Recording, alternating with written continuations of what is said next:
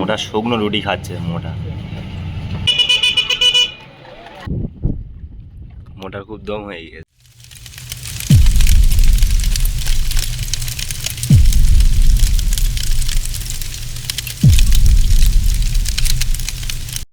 তো হ্যালো বন্ধুরা, কেমন আছে? আশা করি সবাই ভালোই আছেন। তো আজকে সকালবেলা কল করলো দাদা বলছে চলো শ্বশুরবাড়ি যাবো। তা বলছি চল তাহলে বেরিয়ে পড়ি। তো আজকে যাব দাদার শ্বশুরবাড়ি, চুনোখালি ফেরিঘাট। তো চলো গাইস, দেখতে থাকো।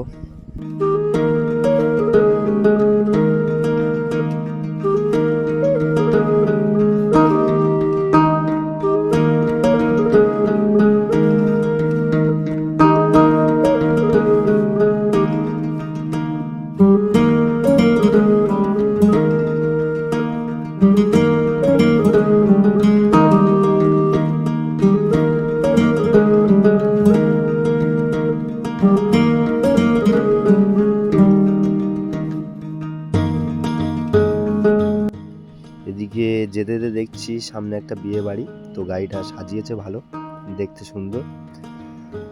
তো গাইস দেখতে থাকো কতক্ষণ পর্যন্ত পৌঁছায়। আবার একটা বিয়ে, কত বিয়ে, এত বিয়ে হচ্ছে এই সময়, কি বলবো, যে পাচ্ছে সে বিয়ে করছে।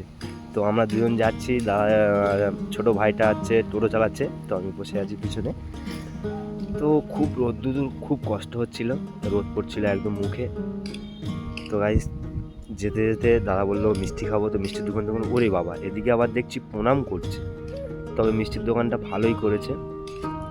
তো বসলাম, দাদা বলছে যে কি খাবি? তো দাদা বললাম রুটি আর মিষ্টিতে।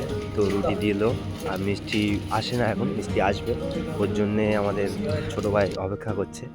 তো মিষ্টিও চলে আসলো। তো এবারে মিষ্টি আর রুটি খাবো।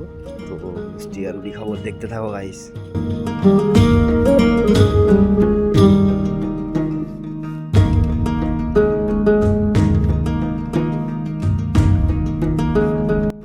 তো গাইস আমরা ঢুকে গেলাম সেই চুনোখালি ফেরিঘাট।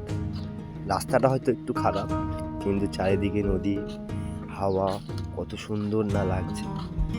কিন্তু রাস্তাটা একটু খারাপ করেছে, রাস্তাটা তো সারেনি, কিচ্ছু করেনি, ওইভাবেই আছে। তো চলো গাইস দেখতে থাকো নদীর আশেপাশের আবহাওয়া, হাওয়া চলছে, খুব ভালো লাগছে।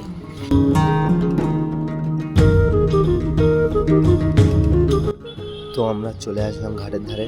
ছোটো ভাই আগে হাঁটি হেঁটে হেঁটে যাচ্ছে। তো সামনে নৌকা দাঁড়িয়ে আছে, নৌকার উপরে উঠবে। ভাবি যাচ্ছে, ভাবির মেয়ে সামনে যাচ্ছে, আর দাদা পিছনে আছে। তো নদীটা বেশ বড় নদী, দেখতেও ভালো লাগছে। নদীর পাড়ে দাঁড়িয়ে যে হাওয়াটা হয়, খেতে হাওয়ার ফিলিংস বহুত মানে সুন্দর লাগে খেতে।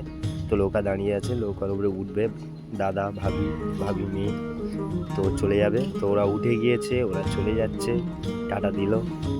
তো আমরাও টাটা বাই বাই, তোমাদের জন্য টাটা বাই বাই, দেখা হবে আগের ভিডিও।